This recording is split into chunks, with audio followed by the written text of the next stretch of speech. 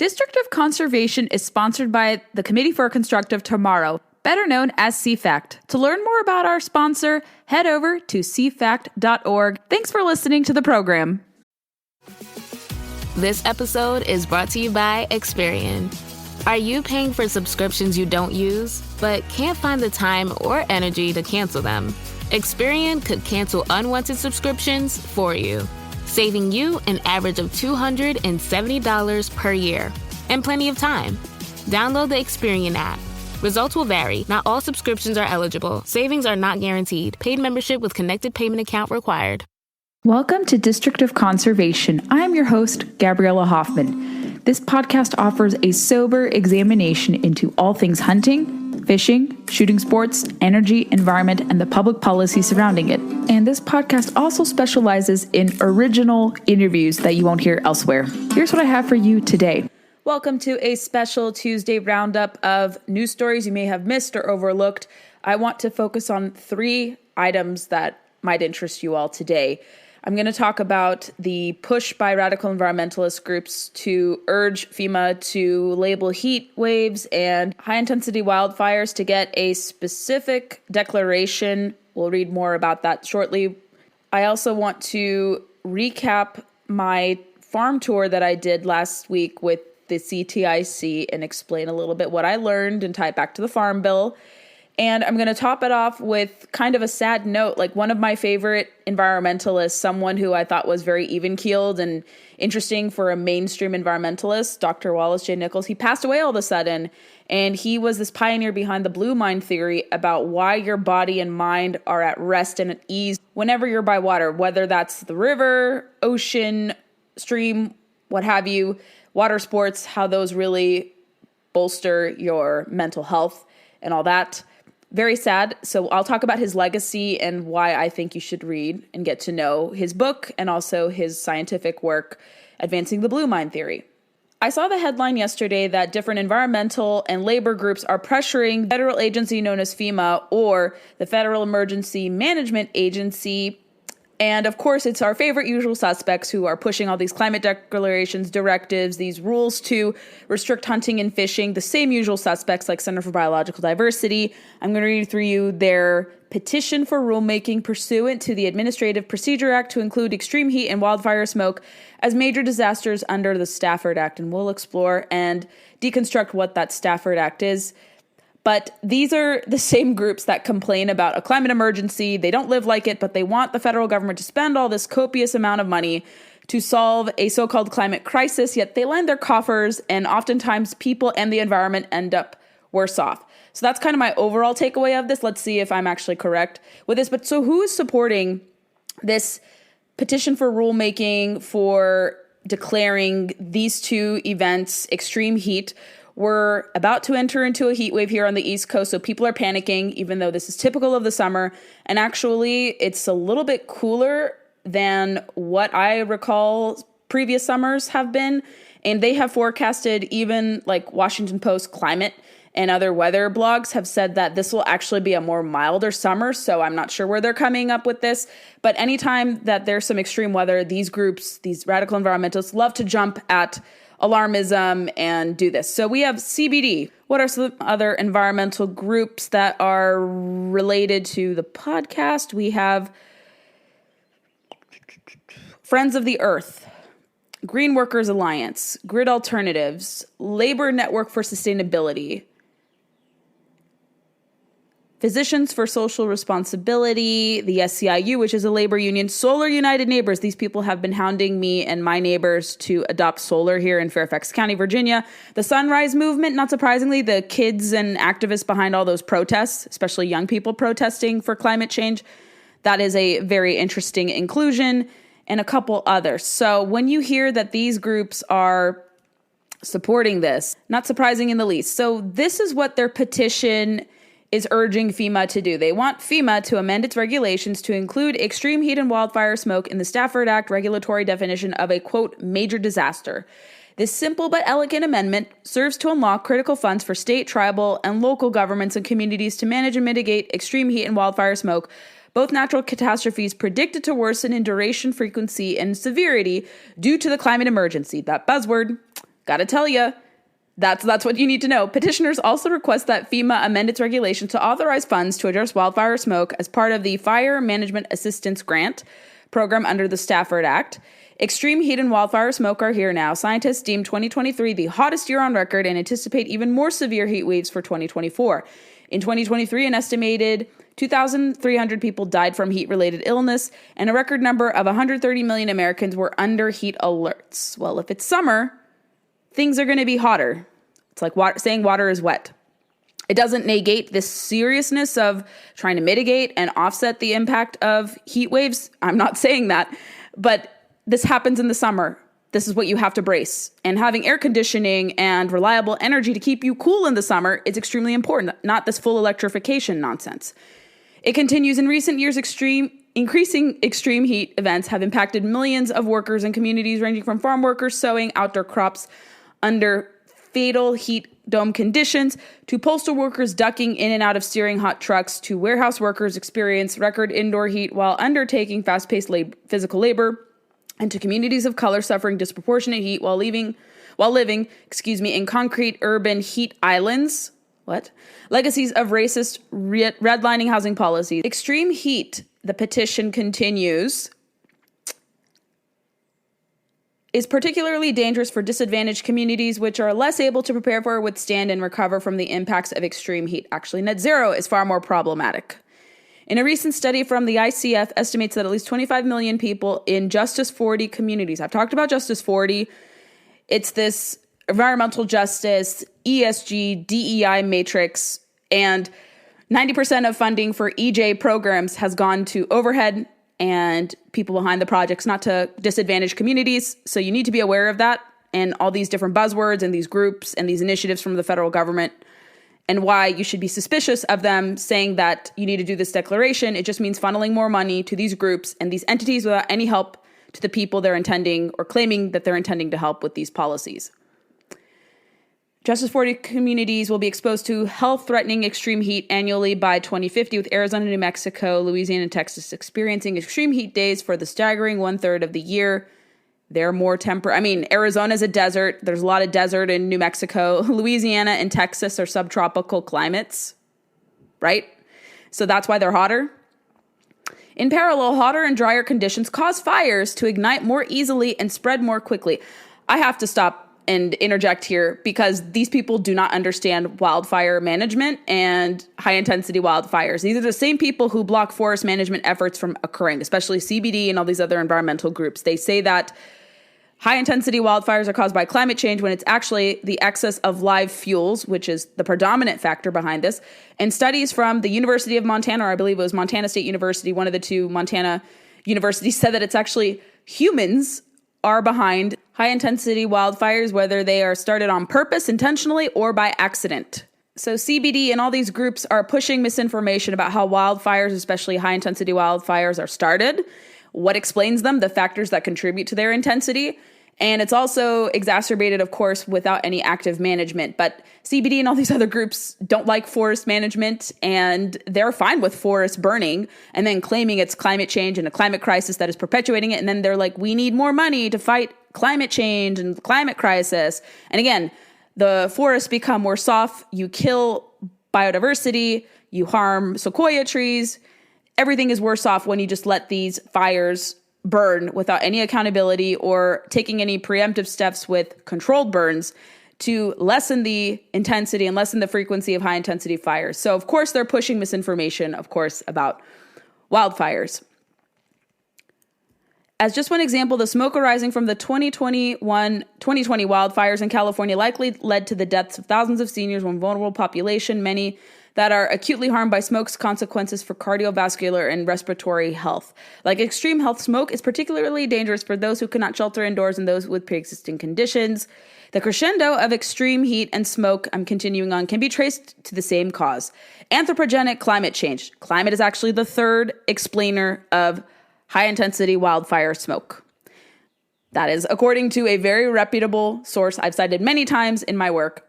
Of course, they're pushing misinformation. Extreme heat and smoke from wildfires are natural weather events, but the climate crisis is increasing their severity, duration, and frequency. Greenhouse gases trap increasingly more heat in the Earth's atmosphere, causing temperatures to rise and extreme heat events to occur with more frequency and severity. Hotter years mean an increase in drier organic matter, including trees, grasses, and other vegetation that serve as fuel for wildfires, because you people don't allow for forest management to happen. So you're inviting the forest's demise here because you view people as despoilers of the environment and you don't want us to control and prevent wildfires.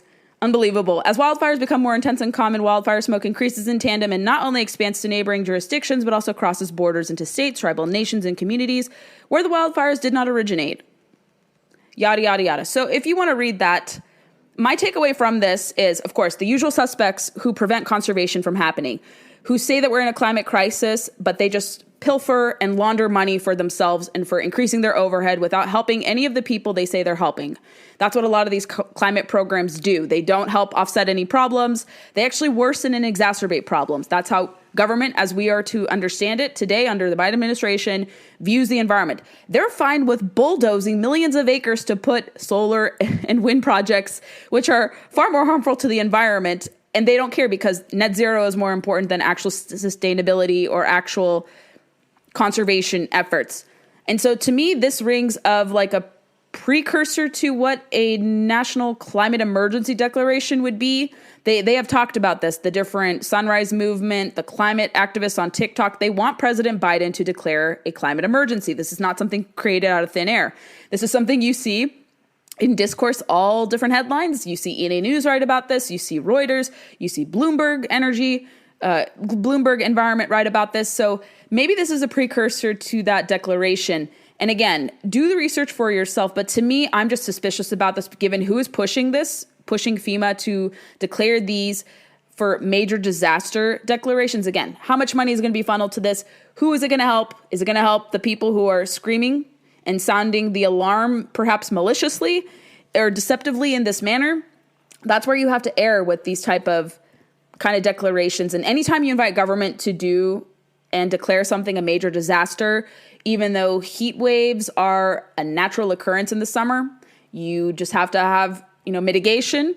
No regulation is going to offset heat waves or any natural disaster. Sorry to burst your bubble for those of you who thought a regulation will mitigate an environmental problem or offset damage from said natural disasters. What people have to take away from all of this bizarre climate crisis narrative and really open their eyes to, lots of data is out there that shows that there are fewer deaths attributed to climate-related disasters, natural disasters. It's down 96% across 50 years. Will FEMA act here? Will the Biden administration declare a national emergency declaration for fighting a so-called climate crisis? That remains to be seen. His most avowed supporters want it. They want President Biden to do this as a sign of loyalty and dedication to their climate activism. So we'll keep tabs on this story, but the usual suspects pushing this narrative, who are stopping hunting and fishing, attacking the true conservationist way of life, want, of course, to waste more money and mislead the public about heat waves and wildfire smoke. Last week, I went on a field trip on behalf of my organization, Independent Women's Forum, and I've been able to deliver some media verticals. As a result of this, I expanded this a little bit more on my town hall column because the Farm Bill framework in the Senate dropped on the Tuesday that I was there. So there was a lot of political tie-in, and I dedicated my Substack, most recent Substack dispatch to this as well. This is the first time I've actually set foot in Arkansas. Never have been to the natural state. I've interviewed Sarah Huckabee Sanders, the governor. I have a lot of friends from Arkansas, but I've never had the pleasure of going there. I've always wanted to go trout fishing there. I've heard it's beautiful, a highly underrated state, but I finally got to set foot in the natural state this past week for this CTIC farm tour, the 17th annual Conservation in Action farm tour. And Ryan Heiniger, who's the executive director of the Conservation Technology Information Center, invited me to come and check out what the event is all about. And actually, Ryan has worked a lot in, I think, Pheasants Forever and a couple other conservation groups. So that's how he and I connected. And we have a lot of similar views about how farming is conservation and vice versa. And so I got to see a bird's eye view into this kind of different dimension to farming as conservation. You all know that I've talked great length about and have invited a lot of cattlemen and ranchers onto the podcast, those who actively hunt and fish, some who's focused solely on their farming operations. But we have helped to kind of demystify that cows are not ruining the environment, no matter what environmentalists say. There is a value to cow-calf operations. Cows are integral to landscapes, and cow-calf operations actually help bolster the quality of lands, and farming and ranching in general, actually on private lands, if you guys don't know this, and we've talked about this here, like I said, it actually is really good for habitat. And if you don't know this, 60% of endangered species actually reside on private lands across the United States. If you didn't know that, now you do. So private land habitat is extremely important for species, endangered, threatened, and even non-threatened and non-endangered species as well. But farming does a great job of creating habitat, and private land ownership too in general, of bolstering habitat, especially in flyways. And we were in the flyway, of course, Mississippi Delta flyway, where people frequency see a lot of ducks. And before we did the farm tour, we went to Ducks Unlimited headquarters right outside Memphis. And I have previously been involved in Ducks Unlimited here locally. I just don't have the bandwidth to do it now, but I support their efforts. I have some disagreements. We may disagree on WOTUS, and we may disagree on a couple other items. But I generally like the group, and they're very influential. They raise millions of dollars, maybe billions of dollars even now in their almost 90 years or over 90 years of operation, if I'm understanding correctly. They've been around for almost 100 years. It's a very powerful, influential group. And we first started in their Farming in the Flyways workshop, so we kind of got to learn about how Ducks Unlimited is working with different partners, bolstering conservation. And it's very similar to the work I've seen in Florida with my different friends there, the ranchers who run the Pierce Cattle Company. Matt Pierce is great. His cousin, Brad Ferris, Travis Thompson, Mike Elfenbein. Mike is an activist. He doesn't run a farm, but he works very closely with farmers and ranchers too. They all know the same people. All these individuals know each other. And just talking to them, I've seen how farming is conservation in Florida and elsewhere, but it was nice to have this reaffirmed. And after we went to Ducks Unlimited, we then the next day did this tour of northeastern Arkansas, visiting 3 farms. And this kind of gave me exposure to the USDA programs and policies a bit more. You all know that I primarily keep a watch on and talk about Department of Interior, Environmental Protection Agency, Department of Energy, and the different sub-agencies that fall under those 3. And sometimes we touch upon on this podcast, the Department of Agriculture, USDA. I learned more broadly about the Natural Resources Conservation Service, and I know a little bit about the Conservation Reserve Program that President Reagan started back in the 80s, and it's largely been good for, bolstering private land conservation efforts without really encroaching on ranchers and farmers. And while I'm relieved that conservation is still at the core of some of these agencies, I think this administration sadly has a very different view of conservation than I do, and I think most of us do. Climate is at the core of this USDA, much like all these other agencies. So, of course, some of the Biden officials we heard from this NRCS were touting this and saying that clean energy investments and sustainable and the typical buzzwords. I wasn't going to, of course, counter it because you're just there to learn and to absorb, and I don't need to be rude or confrontational to people I disagree with. It's sometimes good to just hear what they have to say, even if you disagree with it, and I wouldn't be confrontational to someone I disagree with. But I got to see kind of what they're thinking and reading into agriculture is. A vision I probably starkly disagree with and starkly contrast with, but you still have to hear from them and see what they're up to. Give them the benefit of the doubt, even if you disagree with them. But primarily, I want to take it back to what I kind of observed and learned. So we toured 3 farms that primarily focus on crop production: rice, soybeans, and corn. Rice, if you didn't know, is actually one of the biggest crops, or the most plentiful crop that you will find in Arkansas. And actually, Arkansas produces, if you didn't know this, nearly half of the U.S.'s rice supply. So we saw a lot of rice fields. I believe we saw some soybean fields and corn fields as well, but primarily I feel like I saw a lot of rice. So that was really cool. We went to, like I said, 3 different farms, and within each farm we had 3 different stations. So we heard from some of the ranchers and farmers themselves. And there was one gentleman, Mr. Ellis Bell, who gave a very impassioned talk about how to make farming more accessible to people, especially younger generations. One of the other stations I really liked too was the Soil Health Institute and their work to really encourage private efforts of, restoration, mitigation, sustainable farming practices versus like the climate charged practices we're seeing this administration encourage. So it's kind of nice to see both the private and the public sectors come and talk and share what they're up to. There was a lot of mention of climate smart ag programs, especially under this conservation department in USDA.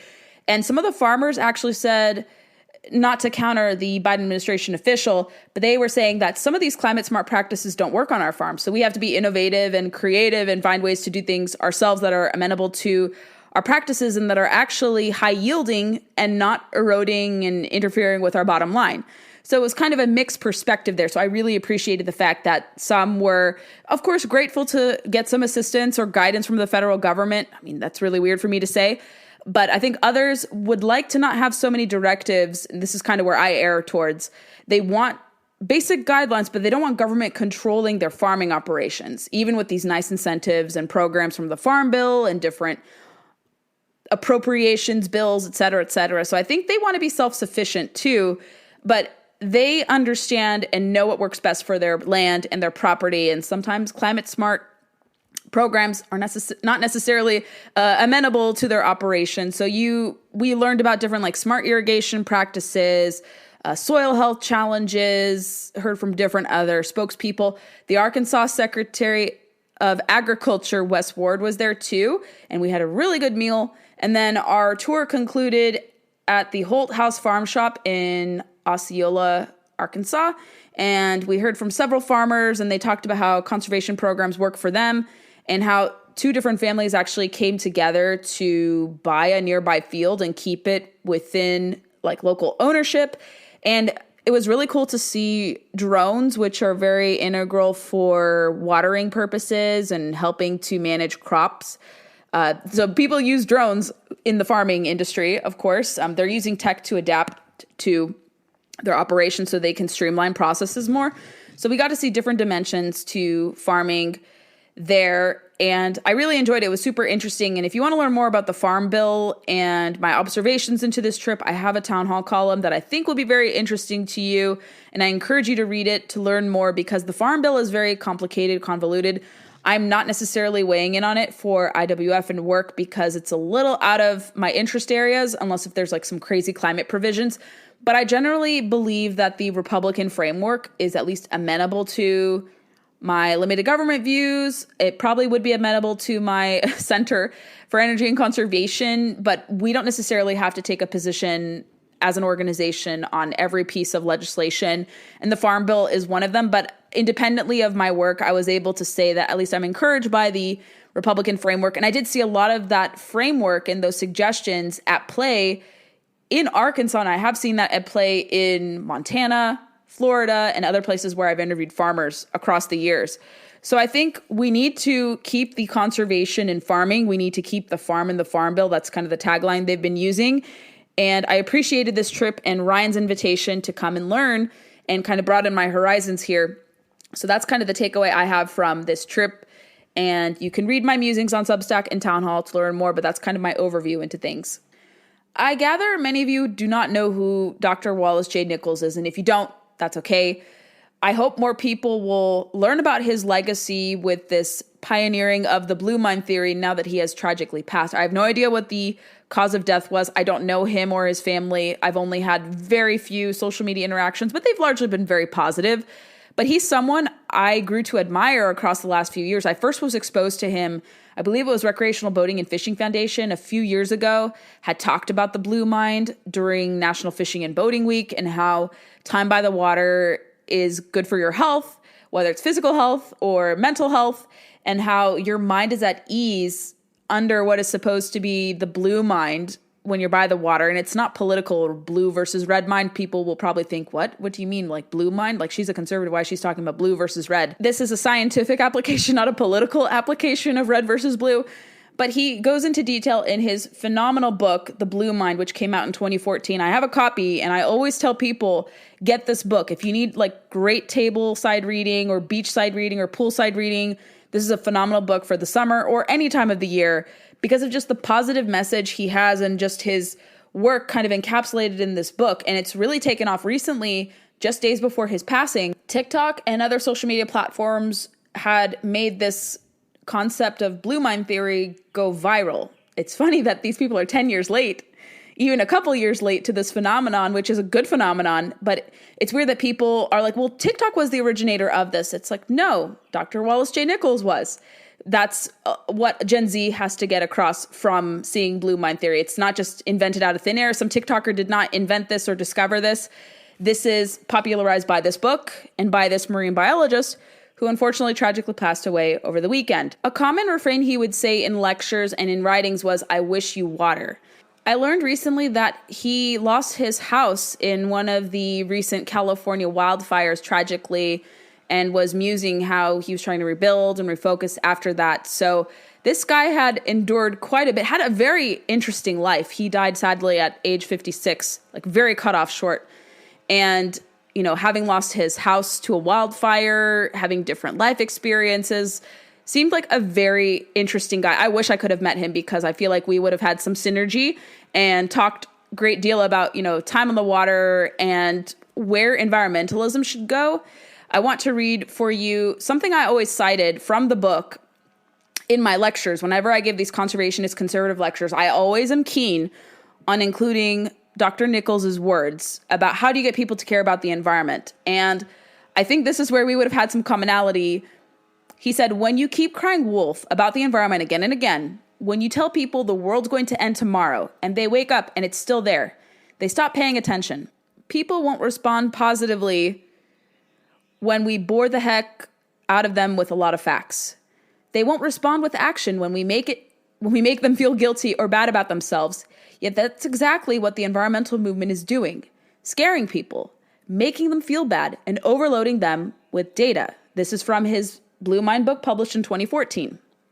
And he was often described as a very positive environmentalist, not this doomsday, climate alarmist acolyte. He was very level-headed, very even-keeled from what I gathered. I may have disagreed with some of his positions on plastic and some other measures, but I generally agree with what he was trying to accomplish to get more people on the water. A lot of environmentalists would say, don't go in the water. Don't go to the ocean. We need to protect the ocean permanently to any public access. So I don't think he would agree necessarily with marine land protection areas or some of the directives to keep people off the water. So again, we would have some synergy there. And he wants people to he wanted people to recreate outdoors. So that's something I like. I like positive stuff because I think we have too many environmentalists who fearmonger. Like I said with this FEMA story earlier in the show, too many people are radical. They invoke fear, and then their fear-mongering doesn't lead to any good action. It leads to more payment for your energy bills. It leads to lesser quality of life. It leads to more stress. It leads to just bad things. And so environmentalists could take a page from Dr. Wallace J. Nichols about how to be positive, how to get people to actually care about true environmental problems, how to fix them, and how to create sustaining change that doesn't deplete the GDP of our country, make people worse off, and make people feel guilty about living and existing alongside the environment. Very few notable publications, if any, have talked or mentioned his death, which is very astounding to me because this guy was a New York Times bestseller. He's been published many, many places. Where are the tributes to him? Is it because he was too positive? I want to leave you with the final thing he said in Outside Magazine in April 2023. I thought these were very, very nice words. He says, if you're feeling crummy, get in the water. If you're feeling creatively blocked, get in the water. If you're feeling a lack of peace in your mind, get in the water. If you feel like you want to connect more deeply with someone you care about, get in the water together. If you're curious to learn more about his legacy, he and his family has created a memorial fund so you can learn more about his legacy, his work, how much of a visionary he was. And if you want to support his memorial fund, you can support it financially. there's the option, but I will link to everything about him. His book is a must read, one of my favorites. I may reread it again just to get, some inspiration from this and try to honor his legacy somehow. But Time by the Water is amazing. That's why I've been fishing for most of my life. It has really kept me sane, even by extension, water sports. But fishing has truly kept me sane, working in the Washington, D.C. area across these years. That's how I'm able to sustain living here and not go totally crazy like a lot of my counterparts do here in this area. But Time by the Water is amazing. I love that this book and this theory encapsulate this. And it's such a loss to conservation that this gentleman, Dr. Wallace J. Nichols, is no longer here. So I hope you get to learn about him and his legacy and his phenomenal work to popularize the blue mine theory and share this blue mine theory with others. It's not rocket science. It's very simple to understand, but it's just taking someone out on the water, kayaking, fishing, doing some water sports, jet skiing, whatever, surfing. That is how you can tap into the blue mine. It's very easy, but get the book, learn about his legacy, and wish someone water too. If you enjoyed this installment of District of Conservation, I would love to know your feedback. Send it my way. Please be sure to leave us reviews on Apple, Spotify, or wherever podcasts are played, and also check us out on Facebook, Instagram, and Twitter to never miss a beat nor a guest announcement. Thanks so much for listening to District of Conservation. I hope you have a wonderful day, and please share the podcast to those who may be interested in learning more about these critical natural resources, environment, energy issues.